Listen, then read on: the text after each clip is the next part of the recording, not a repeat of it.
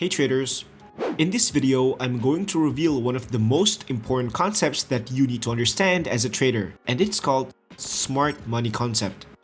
Whether you're a beginner or an expert, understanding this concept is vital for profitability as it gives us insights into how major institutions like the big banks actually trade the market. So, let's begin. But first, if you've traded before, I'm sure most of you have encountered this exact problem. So you look at a chart and you've identified a support level based on past rejections. Then, as the price approaches that level, you anticipate that another rejection will occur, which leads you to open a buy position with a stop loss placed slightly below that support level. Surprisingly, the price did not reverse as expected, but rather breaks through the support level hitting your stop loss, only for the price to rebound in the direction that you initially predicted. Now, for most of you that experience this, I'm sure you'll find it really frustrating. But what most traders don't know is that this is actually a common manipulation tactic that the smart money use to control prices and steal profits from retail traders like us. And so, who are these smart money exactly? Smart money are actually investors that have large sums of money.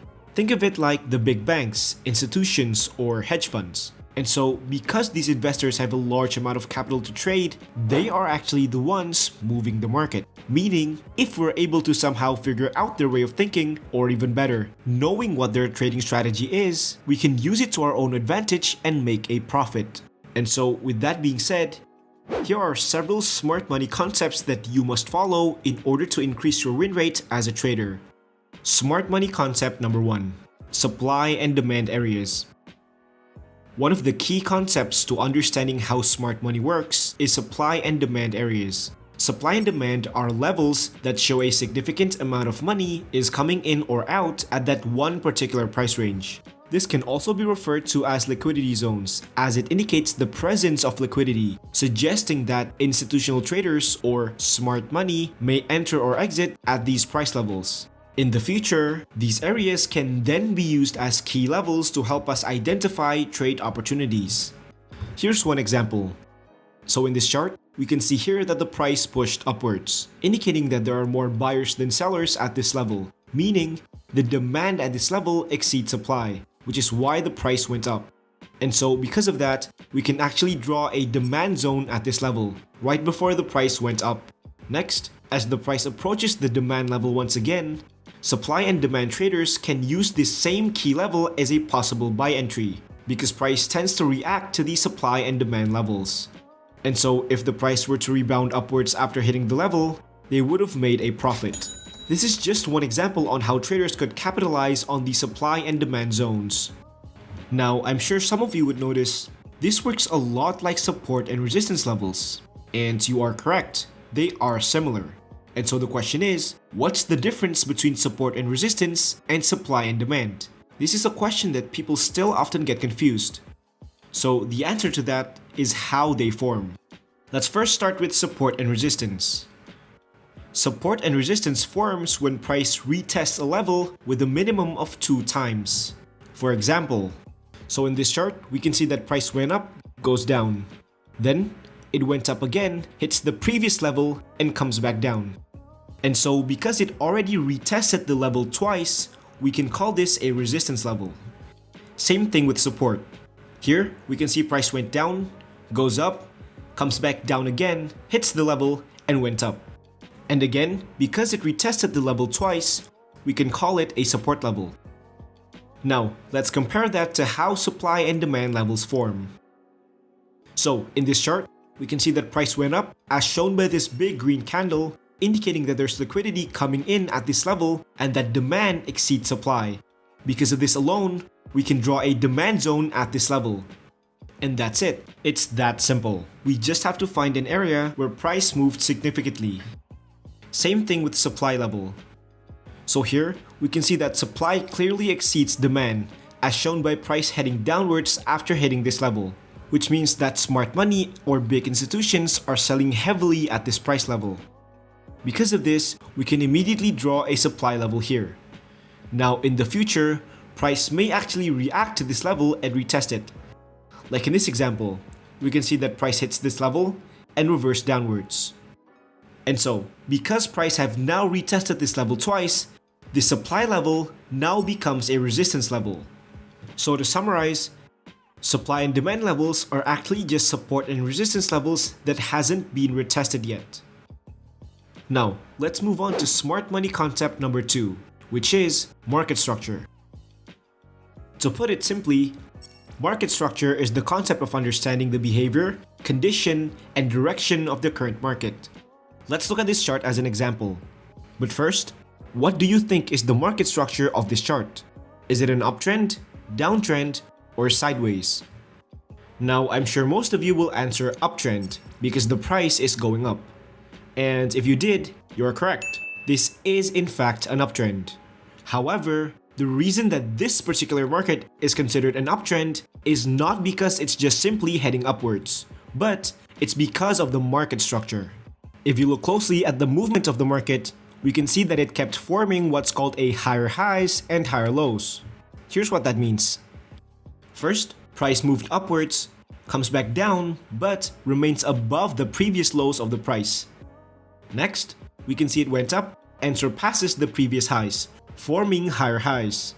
After that, it came back down, remains above the previous lows, goes up and breaks above the previous highs, forming another higher highs, hence the term higher highs and higher lows. Now, this breaking of the previous highs is also referred to as break of structure. And the same concept works for downtrends as well. In this chart, we can see that the price is forming lower highs and lower lows, while also creating a break of structure towards the downside, hence why this market is identified as a downtrend. So, once you've understood the concept of market structure, it's time to move on to smart money concept number 3, which is called change of character. To put it simply, change of character is when price violates the previous market structure. Usually, this may be a sign that the overall trend is changing. Let's look at an example. So in this chart, we can see that the price is forming lower highs and lower lows, indicating a downtrend. However, at some point, we can see that after the price formed lower lows here, price went up, but this time, it managed to break above the previous highs at this point. Notice that before, price always managed to stay below the previous highs, but this time, it broke above it. And this is what we call a change of character. And as seen in this example, after the price broke the previous highs, it went down, remained above the previous lows, went up, and broke above the previous highs. So now we have a break of structure that formed after a change of character. And because of this, it is now confirmed that the market structure has transitioned from a downtrend to an uptrend. Now, one of the main reasons on why understanding market structure is so important is so that we could actually identify the appropriate positions to take, because we only take positions that are aligned with the current structure. So, if the market structure is bullish, then we're looking to take buy positions only. And if the market structure is bearish, we're looking to take sell positions only. So, now that we've mastered all the essential smart money concepts, let's see how we could implement this into our trading strategy. So, the first step in our trading strategy is we need to identify a trend. Now, let's look at this chart here. We can see that price goes up, makes a pullback, but managed to remain above the previous lows. Next, it went up, creating a break of structure and forming higher highs. And after that, price went down, remains above the previous lows, comes back up, and made another break of structure and forming higher highs. So now we have higher highs and higher lows, which is a characteristic of an uptrend. Now, once we found the trend, the next step is deciding when to enter a trade. So, for our entry strategy, we first need to analyze the chart itself. We can begin by drawing important key levels that exist in the chart. And in this case, we can immediately see that there are a couple of supply and demand areas that we can draw. First, we can see a couple of demand levels right here, here, and here, as we can see price heading upwards after hitting those levels, indicating strong demand. Next, we can also spot a couple of important supply levels. We have one right here and here. Now, once we've identified all the key supply and demand levels at this price range, we can finally search for an entry signal. But first, because the market structure indicates an uptrend, it means that we're strictly taking buy positions only. So we know that at these zones that we drew, high liquidity is present, meaning that there's a chance that price may retest those levels again in the future. So let's see what happens to the price. Alright, so we can see that the price made a pullback and entered a demand zone right here. So now, we're looking to see if the price retests this level. And to do that, we need to wait for extra confirmation. And in this case, we can actually spot a bullish engulfing pattern, which is a candlestick pattern where a red candle appears, followed by a larger green candle that engulfs the previous candle. This confirms us that there is bullish momentum happening as price touches the demand level. So, let's recap what we have currently. First, we have an uptrend as shown by the market structure, which means that we're only looking for a buy entry. Second, we've identified multiple supply and demand zones. And third, we have a bullish engulfing pattern that formed as price hits our latest demand zone. And so I'm confident in taking a buy position right here. Now, I'm gonna let the trades run. And as you can see, this setup gave us a nice win. Let's look at other variations of this setup. So again, the first step is finding and identifying a trend. And in this chart, we can actually see that price initially created higher highs and higher lows, indicating that the market is initially on an uptrend. However, we noticed that a change of character has happened, as price went down, breaking below the previous lows, forming lower lows. This shows us that the market is now on a downtrend, meaning we're looking to take sell positions only. Now, once we've identified the trend, the next step is analyzing the chart by drawing the key levels. And here, we can actually spot a couple of supply and demand levels, which shows that there is high liquidity at those areas, which caused the price to move significantly. Now, let's see what happens to the price.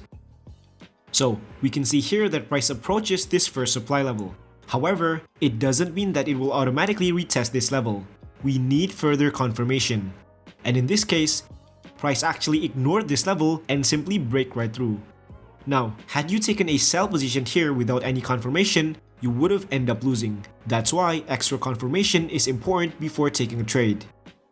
Next, we have price hitting another supply level up here. But this time, we can actually spot a bearish pin bar pattern right here as price approached the level, which is characterized by a candle having a small body and a long wick towards the upside, which signals downward rejection. And so, because a bearish confirmation signal appeared as price touches the level, we can now take a short position right here. For our stop loss, we can place it just slightly above the supply area and place our profit target at the nearest demand level. And as you can see, this trade ended up being profitable. Now keep in mind, all the trades that I showed you are just examples where the trade succeeded. If you implement this strategy in a real chart, you will suffer some losses, because no strategy is 100% accurate. That's why risk management and placing a proper stop loss is very important.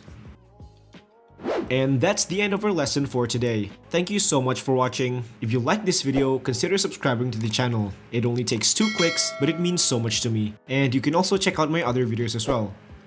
Until next time.